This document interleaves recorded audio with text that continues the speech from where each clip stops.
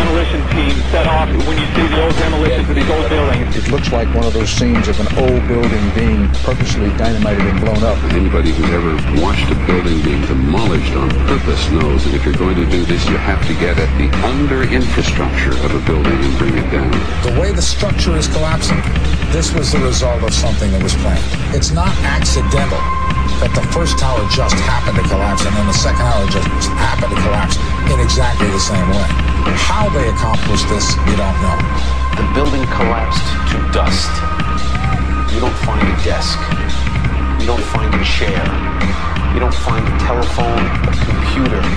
The biggest piece of a telephone I found was half of the keypad, and it was about this big. What happened to the concrete? The concrete was pulverized. From river to river, there was dust powder 2-3 inches thick. The concrete was just pulverized. Reminiscent of those pictures we've all seen too much on television before, a building was deliberately destroyed by well-placed dynamite to knock it down. It's detonated. Yes, detonated. I heard a second explosion. There was a heavy-duty explosion. Then there's some secondary explosions and then subsequent collapses. An explosion blew and it knocked everybody over. To me, it sounded like an explosion. It sounded like gunfire. Bang, bang, bang, bang, bang. And then all of a sudden, 3 big explosions. We heard a big explosion coming down. And then the entire top of the building just blew up. We saw some kind of explosion. By the force of the explosions. Big explosion. Blew it back up to the 8th floor. Then we get to the lobby, there's this big explosion. The lobby as though a bomb had exploded there. A huge explosion now raining debris. It's been a huge explosion. Huge explosion that we all heard and felt. We just witnessed some kind of follow-up explosion. We heard a very loud blast, explosion. A secondary explosion at Tower 110. That is another bomb going off. He thinks that there were actually devices that were planted in the building. Planted in the building.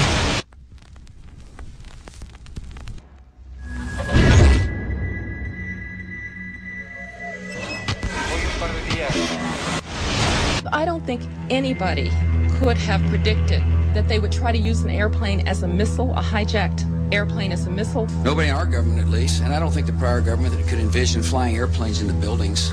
No specific threat involving really domestic operation or involving what happened, obviously, the city's airliner and so. There were no warning signs that I'm aware of. USA Today reports that in the 2 years before the attacks on September the 11th, NORAD conducted exercises using hijacked airliners as weapons. And one target was the World Trade Center.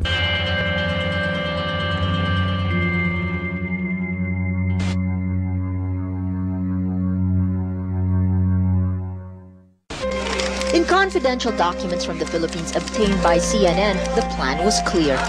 Buildings targeted the Pentagon and the World Trade Center. Security and counterterrorism was blinking red, in the words of George Tenet, that the warnings of an imminent attack were so severe that something dramatic should have been done. It was unparalleled. Instead, our president went on a month-long vacation.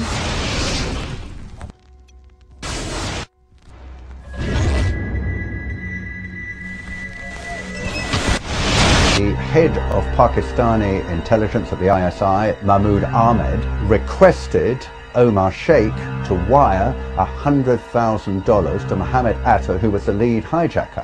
Hijacker Mohammed Atta received wire transfers via Pakistan. The man sending to Atta is believed to be Ahmed Omar Saeed Sheikh. Omar Sheikh admitted he was supported by the Pakistan government's intelligence service, the ISI.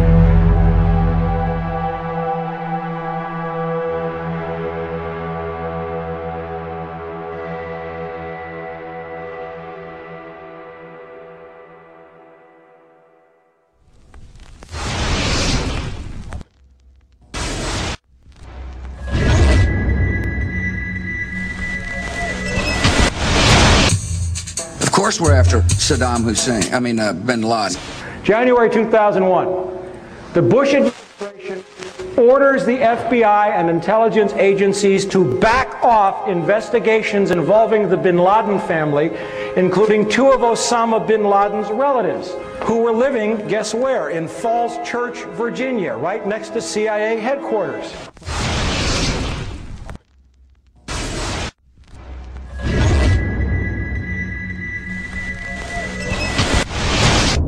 According to standard operating procedure, if an FAA flight control notices anything that suggests a possible hijacking, the controller is to contact a superior. If the problem cannot be fixed within about a minute, the superior is to ask NORAD, the North American Aerospace Command, to send up or scramble jet fighters to find out what is going on. NORAD then issues a scramble order to the nearest Air Force base with fighters on alert.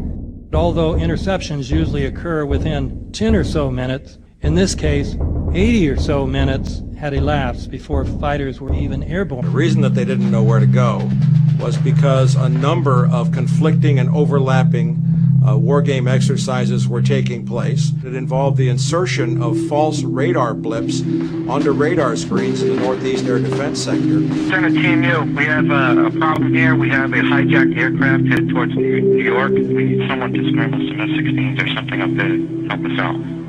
Is this real world or exercise? Is this real world or exercise? There was another exercise, Vigilant Warrior, which was in fact, according to a NORAD source, a live fly high being conducted at the same time. With only 8 available fighter aircraft, and they have to be dispatched in pairs, they were dealing with as many as 22 possible hijacks on the day of 9/11, and they couldn't separate the war game exercises from the actual hijacks.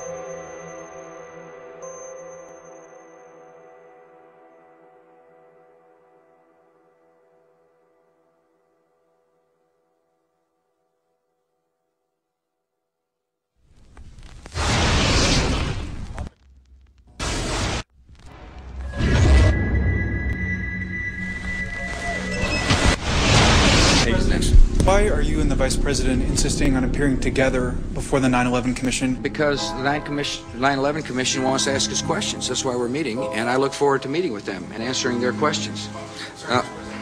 Why you're appearing together rather than separately, which was their request? Because it's a good chance for both of us to answer questions that the 9/11 Commission is looking forward to asking us, and I'm looking forward to answering them. Let's see. Do you think they should be able to stand up and speak their own words? They should go under oath. They should be, yeah, in public. Don't you think that the families deserve to have a transcript or to be able to see what Adam, you you said? asked me that question yesterday. I got the same answer, yeah. What do they say about the molten metal? They say nothing. But wait a minute. This is important evidence. So where'd that come from?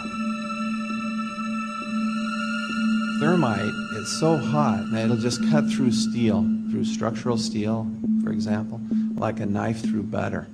The products are molten iron and aluminum oxide, which goes off primarily as a dust. You know those enormous dust clouds? You can imagine when you assemble these chemicals on a large scale.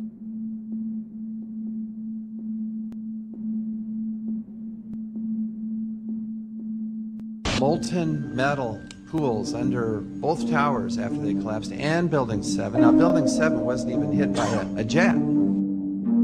47 huge steel columns going up the core. They're interconnected.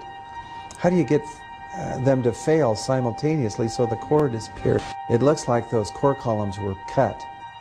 The way we do this is by cutting the beam at an angle.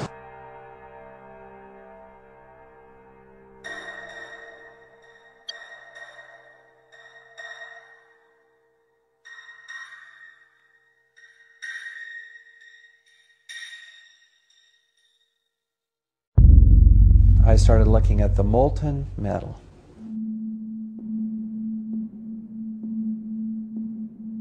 You'd get down below and you'd see molten steel